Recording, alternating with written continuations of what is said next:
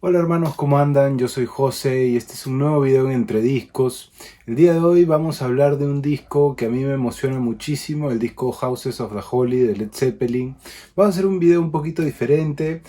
También, como en todos, vamos a comparar un par de versiones que les voy a enseñar que están dentro de la colección. Pero además de eso vamos a hacer un análisis y un acercamiento histórico un poquito más, qué sé yo, ahondar un poquito más en eso. Así que sale la intro y empezamos.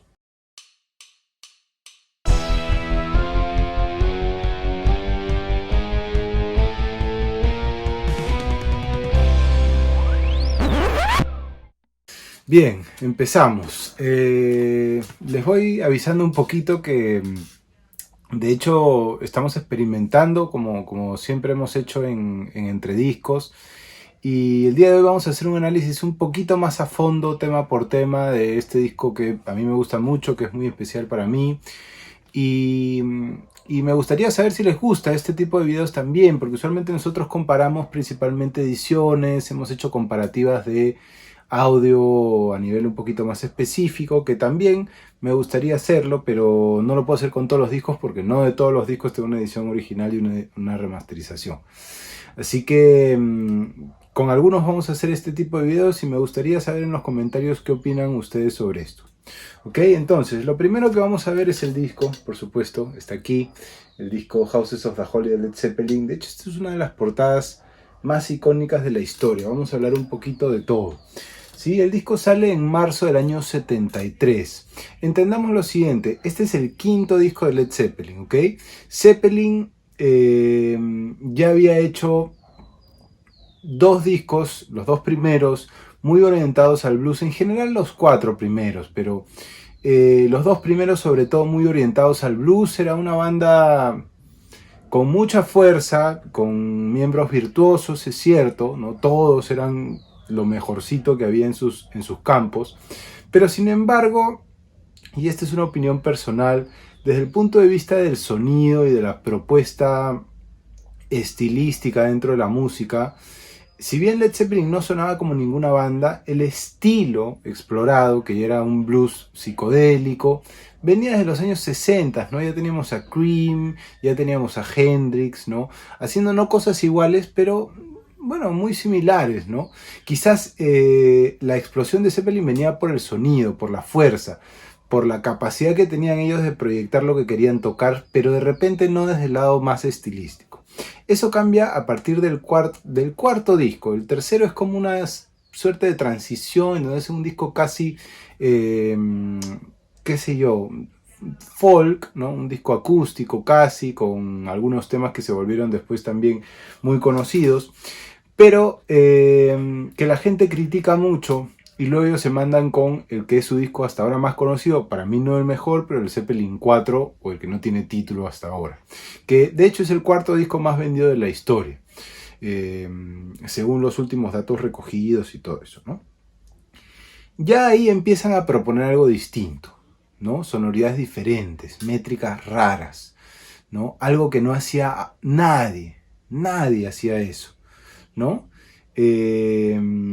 Pero es en este disco, en el Houses of the Holy, en que ellos terminan de desarrollar o terminan de mostrarse como por lo que finalmente serían reconocidos desde mi punto de vista y por lo que finalmente permanecerían en el Salón de la Fama, no específicamente, pero en el Salón de la Fama histórico del rock and roll, ¿ok? En este disco, ¿verdad? En el Houses of the Holy. ¿Por qué? Y ahora vamos a ir por eso, ¿no? Lo primero que tenemos nosotros que entender es que este es un disco que tarda 9 meses en ser grabado. 9 meses es un montón de tiempo, ¿no? Como les comentaba, venían del disco anterior que había sido muy, muy exitoso, muchas ventas, habían roto todos los récords en ese momento de asistencia a conciertos. Hay que entender que Led Zeppelin es una de las primeras bandas que rompe los récords que habían dejado los Beatles de los años 60 de los conciertos en estadio, ¿verdad? Y ellos rompen, y algo que ayuda mucho a eso es el cuarto disco. Y se meten al estudio y, a ver, entendamos lo siguiente, a veces es muy difícil para un artista o para un grupo hacer algo tan exitoso como el Zeppelin 4 y luego meterse al estudio sin saber qué es lo que va a pasar, ¿no? Entonces, el disco tarda 9 meses en grabarse, pero tiene la particularidad, a diferencia de los otros discos, que eh, tanto Jimmy Page, el guitarrista, ya lo conocemos, como John Paul Jones, consiguen equipos para home studio, o sea, para armarse unos estudios chiquitos, portátiles en sus casas, o no tan chiquitos, porque incluso parte del estudio de Jimmy Page iba a servir luego para grabar un disco en vivo de The Who, que acá les voy a dejar la imagen, no recuerdo el nombre ahorita, pero es el disco en vivo Live at Leeds, creo que es. No estoy seguro cómo se llama el disco, pero está ahí, ahora les voy a dejar la imagen. Pero bueno, ellos deciden tener estos estudios en sus casas, ¿verdad? Y de esa manera poder empezar a trabajar en algunas cosas. Trabajar en temas particulares, ¿no? Entendamos también qué es lo que pasaba en el año 73 en la música, ¿no? Si bien teníamos una gran explosión del rock que venía de los años 60 y todos los 70 se mantiene, empiezan a aparecer otras cosas. Empieza a aparecer muy fuerte el reggae, ¿no es cierto? Empieza a aparecer muy fuerte el soul, está en explosión ya el momento de Aretha Franklin, de James Brown, o sea, tenemos muchos géneros, muchos estilos conviviendo en un mismo espacio, en un mismo espectro musical de la industria, ¿no es cierto? Y bueno, eso va a influir, o sea, siempre influye, ¿no? Esas cosas siempre influyen. Entonces, el disco se graba, ¿no? Se graba en distintos estudios.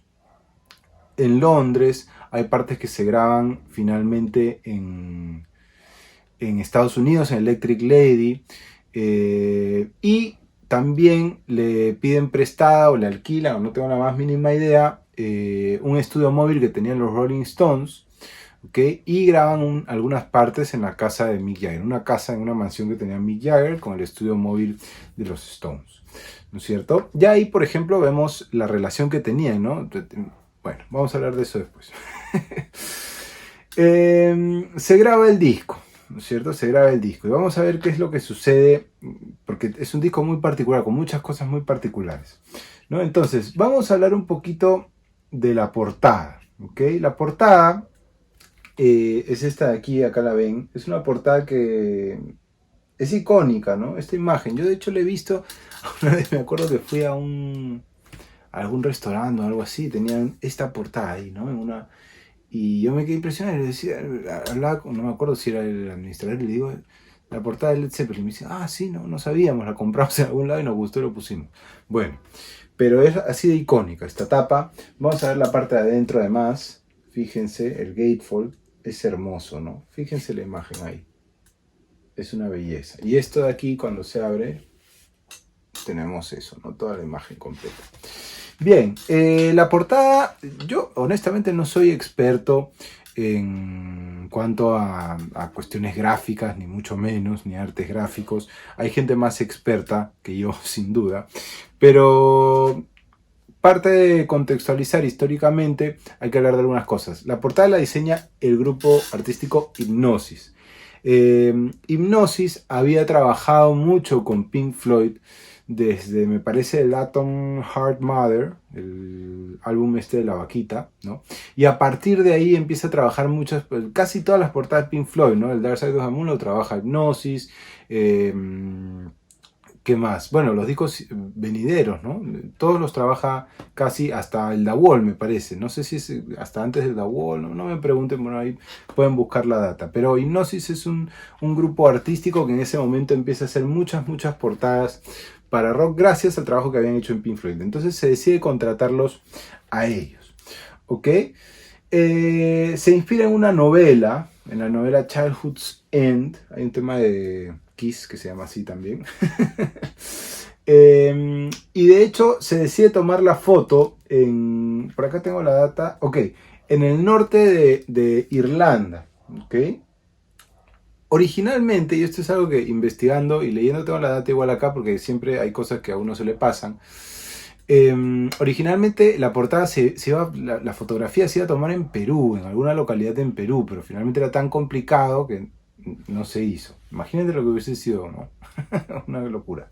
Pero bueno, Eh, Posaron dos niños, ¿ok?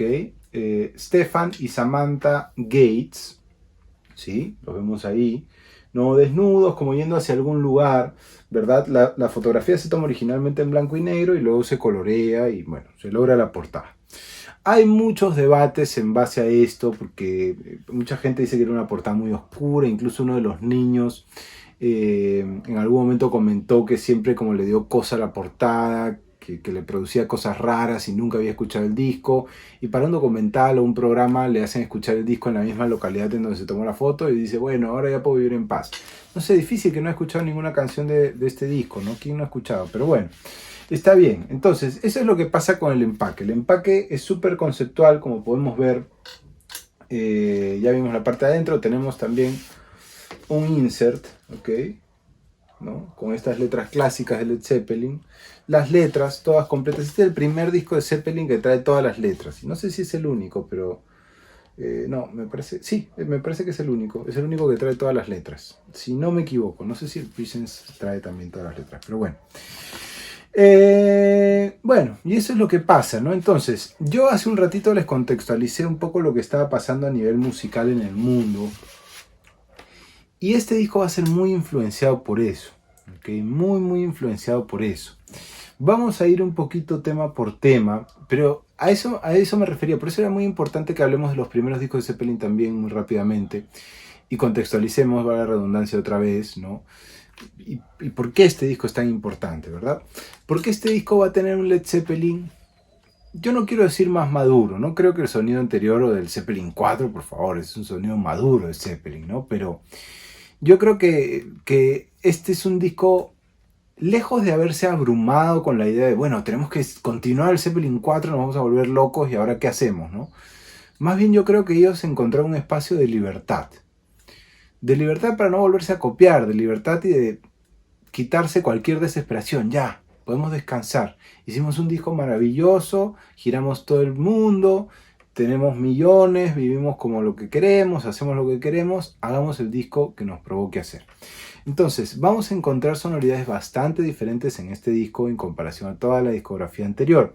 ¿Ok? El disco abre con el tema The Song Remains the Same, que de hecho le iba a dar nombre a la película y al concierto en vivo que es precisamente de esta gira, ¿no? Vamos a hablar más adelante de eso, pero que es un tema que empieza con un rock, pero un rock más, bueno, muy guitarrístico, no se nota mucho la guitarra de Jimmy Page, es hasta abrumador por el tempo, ¿no? Por la velocidad del riff, pero es un tema, perdón, que ronda un poquito esta onda media hillbilly, no sé, yo tengo esa sensación, ¿no? Como ¿no?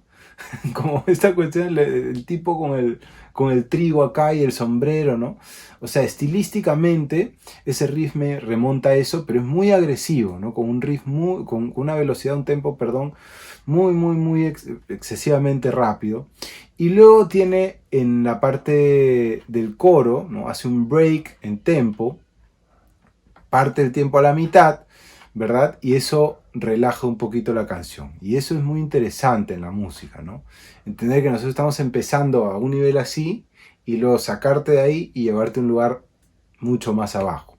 No sé si se está entendiendo un poco, pero quiero pasar por cada tema y explicar un poquito las cosas que a mí me generan, que yo puedo ver haciendo un análisis un poquito más allá, ¿no? Entonces empezamos con The Song Remains the Same. Es un gran tema. No es mi favorito del disco, yo le voy a decir cuáles son mis favoritos después, pero es un gran tema.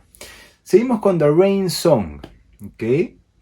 The Rain Song es la primera balada como tal, balada de Led Zeppelin. Si bien ya teníamos temas como Going to California en Zeppelin 4, o los temas acústicos Tangerine, ¿no? del Zeppelin 3 y qué sé yo, algunos temas más tranquilos, pero eran más hacia lo folk, más hacia lo acústico, ¿no? La guitarra acústica. Este es una balada, tal cual, ¿no? Con orquestaciones y qué sé yo. Y habla de amor, por supuesto, eso es una balada, ¿no?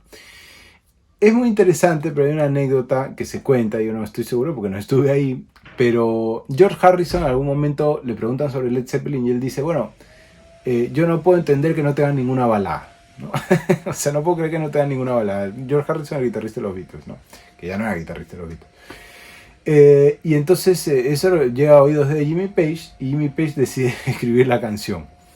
Es una de las canciones de hecho que trabaja en su estudio móvil en su casa, ¿no? Por separado. Plant agrega algunas cositas y lo incluye en los créditos, pero en realidad es principalmente un tema de Jimmy Page. Y algo que a mí me voló la cabeza es que a propósito Jimmy Page, porque Jimmy Page siempre fue así, y hay que decirlo, ¿no? Era de esos tipos que tenía algunos amigos en la música, es cierto, pero con mucha gente no se llevaba bien y cuando decían algo de él, él iba ahí al cuello directamente, ¿no? Decide utilizar una progresión de acordes, por supuesto que en otra tonalidad, ¿no? Pero el movimiento armónico en grados es muy similar al de Something de los Beatles de George Harrison, que es el tema de George Harrison, ¿no?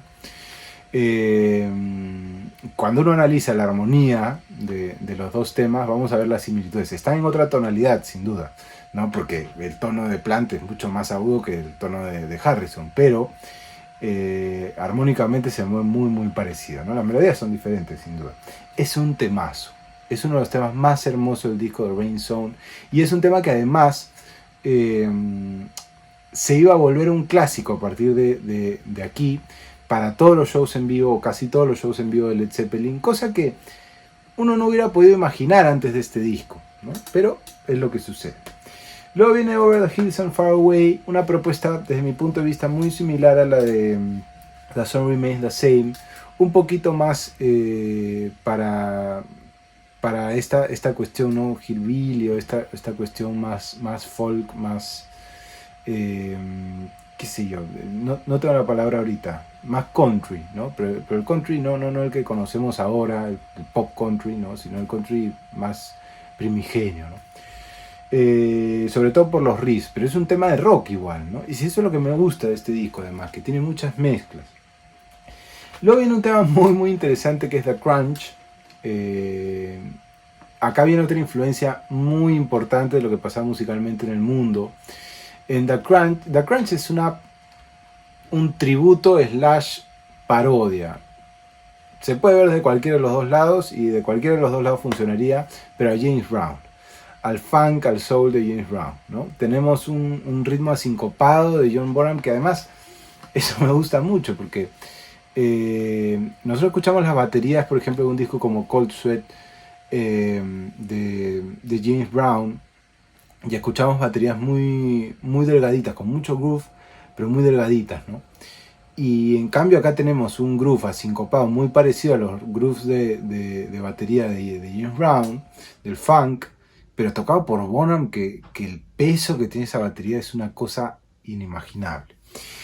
Y además Plant hace esta suerte de tributo o burla un poco también a James Brown, que siempre en el funk pasa mucho esto en general, ¿no? En los artistas de funk, pero es algo que creo que instaura él,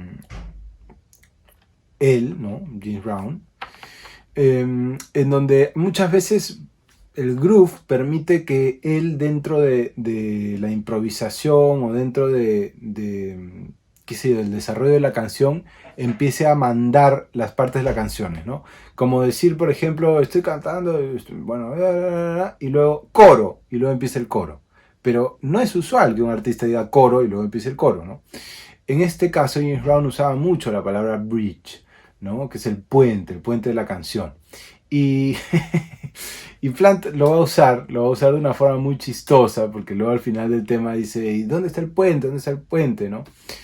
Y es muy chistoso realmente, pero es un temón también. Y además, de forma muy extraña, sirvió como cara B para uno de los singles promocionales del disco, ¿no? Raro, pero bueno. Viene Dancing Days, ya el lado 2 el lado 2, que te lo estoy leyendo en inglés, el lado 2 del disco.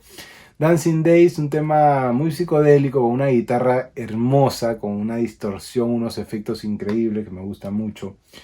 Pero también con estos aires medios esotéricos, medios de Medio Oriente. O sea, a mí me da esa onda, ¿no? Luego viene el tema Dire Maker, ¿okay? Que es uno de los temas más odiados de Zeppelin en todo su catálogo, y por otro lado más amados también. Es un tema que o bien lo odias o bien lo amas. Yo lo amo, a mí me parece un temón. Pero la gente lo odia porque es un tema reggae, ¿no? Es un intento de Zeppelin de hacer reggae. Y porque además Sheryl Crow lo graba muchos años después y se vuelve un hit radial tremendo. Por lo menos no sé si en sus países, pero acá en Perú sonó mucho. Y suena hasta ahora. O sea, a veces uno va a restaurantes y escuchas el tema de Maker, la versión de Sheryl Crow, ¿no? De hecho hay una versión muy chistosa. Hay unos videos de Lady Gaga del 2006 cuando todavía no era Lady Gaga y hacía covers en pubs, ¿no?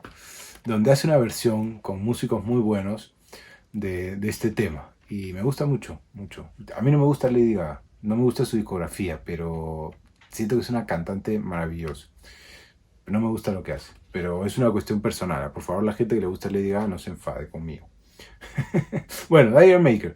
Temón, ¿no? Reggae. O sea, Zeppelin haciendo reggae. Se dan cuenta de por qué este disco es tan diferente y es un disco pivot en la discografía, no solo de Zeppelin, sino de la historia del rock. Y ahora vamos a hablar un poquito de eso muy rápido porque seguramente este video va a durar 20 horas. Vamos con el tema más importante de todo el disco, No Quarter. Que es un tema de John Paul Jones por excelencia, donde él se luce como tecladista, como pianista. Un tema que es de esas canciones, de esas grabaciones para mí históricas del mundo, que uno escucha y no puedes, o sea, y por lo menos yo le agradezco a la vida que eso esté documentado en un disco que suena tan bien, y ahora vamos a hablar del sonido, y en posteriores versiones en vivo como en The Song Remains the Same, que la versión en vivo es una locura, es tremenda, dura no sé 20 minutos, no tengo la más mínima idea, pero es tremenda, ¿no? Es el tema del disco para mí, ¿no? El tema del disco. Es un tema muy espacial, muy oscuro además, ¿no? Armónicamente. La sonoridad de los pianos del Fender Rhodes de John Paul Jones es increíble. Y la performance de los cuatro en general, ¿no? Pero de Plant como cantante es realmente las mejores performances para mí que él hace en la discografía en estudio de Zeppelin. Y el disco se cierra con The Ocean. Se cierra con The Ocean, que es el primer tema que yo recuerdo por lo menos, o el único, en donde se escuchan muy clarito las voces de los coros de los tres otros integrantes además de Plant, ¿no? Se escucha el conteo de Bonham al inicio y hay una especie de intermedio en donde ellos hacen una suerte de coro, ¿no? Un coro ahí, no sé si muy armónico que digamos, porque no eran grandes cantantes, seamos totalmente honestos. Además de Plant, los otros tres no eran grandes cantantes. Eran músicos increíbles, pero eran grandes cantantes. Pero bueno, es interesante lo que pasa ahí, ¿no? Entonces, desde mi punto de vista es un disco redondo, es de las mejores o de los discos más importantes de Zeppelin. No sé si el mejor, a mí me gustan más otros, ¿no? No el 4, me parece superior al Led Zeppelin 4, pero por ahí es una cuestión de que ya el 4 lo tengo muy muy gastado.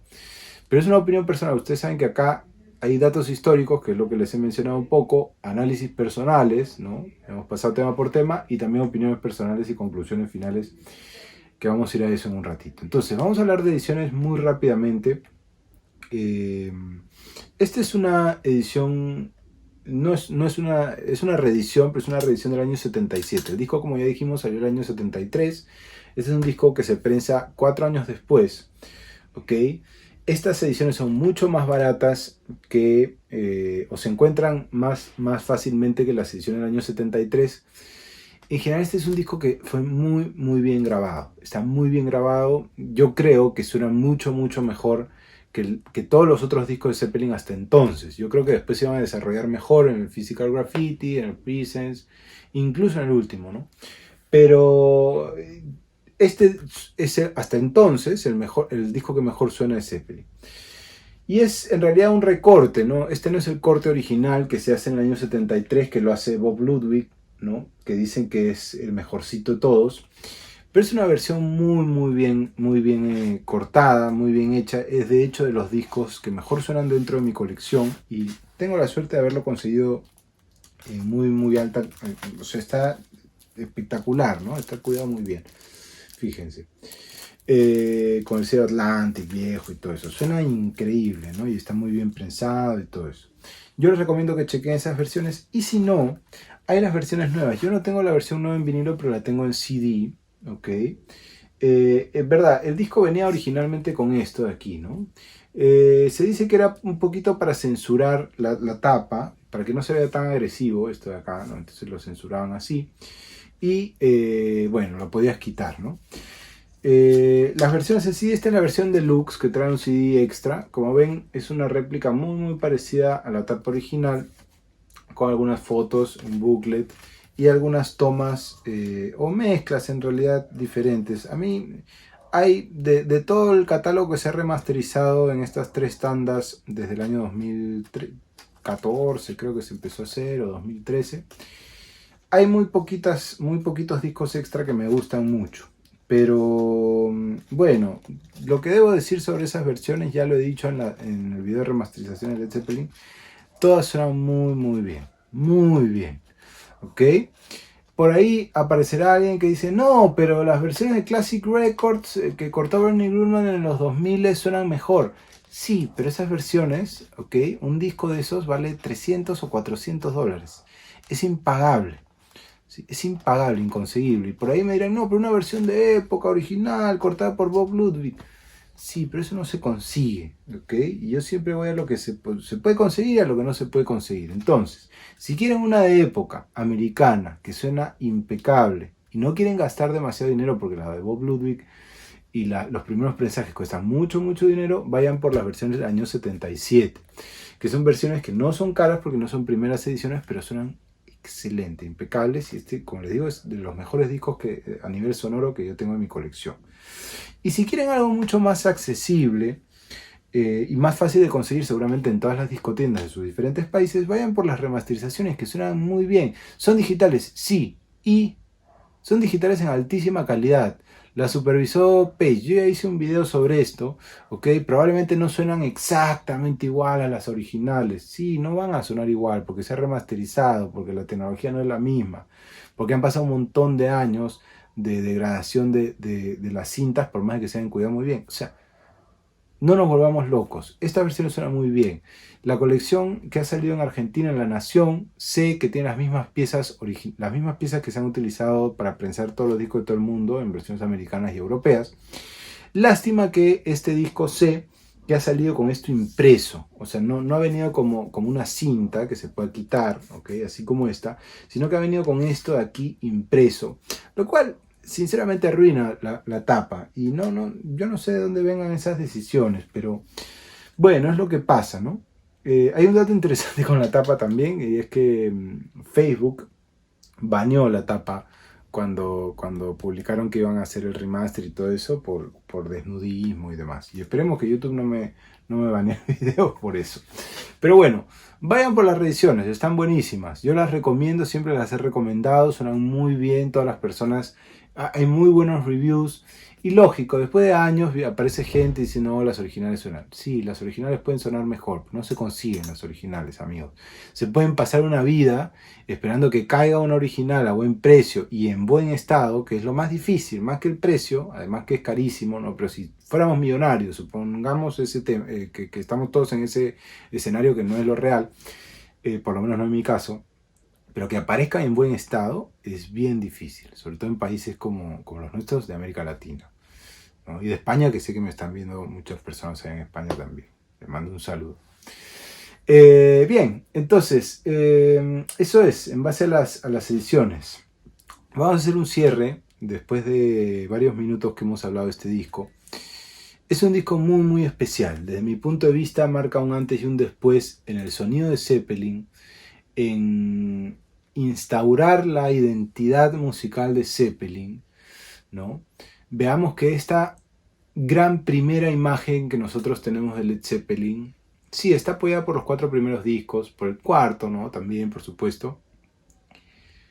Pero está apoyada por la imagen que tenemos de The Song Remains the Same, del concierto en vivo. Concierto en vivo que pertenece a esta época.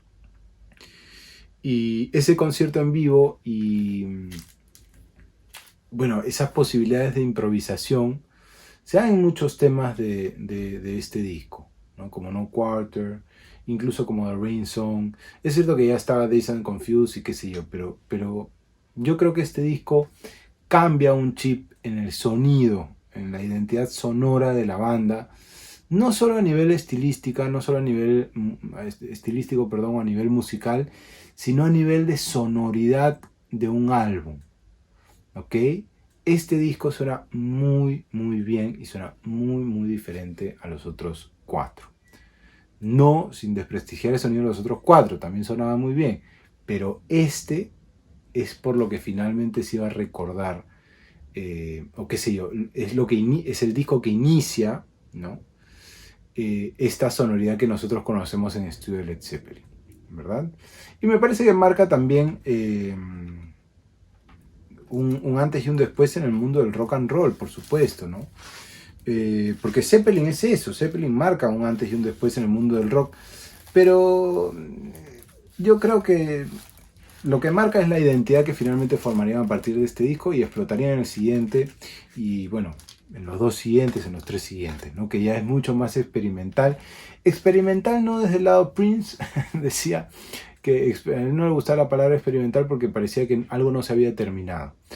Y bueno, no creo que sea eso, sino que tienen la apertura, que muchas veces nos falta a todos nosotros los que escuchamos música ahora, de abrir un poquito las orejas y escuchar qué estaba pasando en ese momento y no quedarse solamente con el blues, el blues, el blues y el blues hasta el día en que me muero. No, a ver qué está pasando. Escuchamos qué está pasando. Ah, ok. ¿Está bueno o no está bueno? ¿Me gusta o no me gusta? ¿Puedo usarlo o puedo no usarlo? Se resume a eso, pero no cerrarse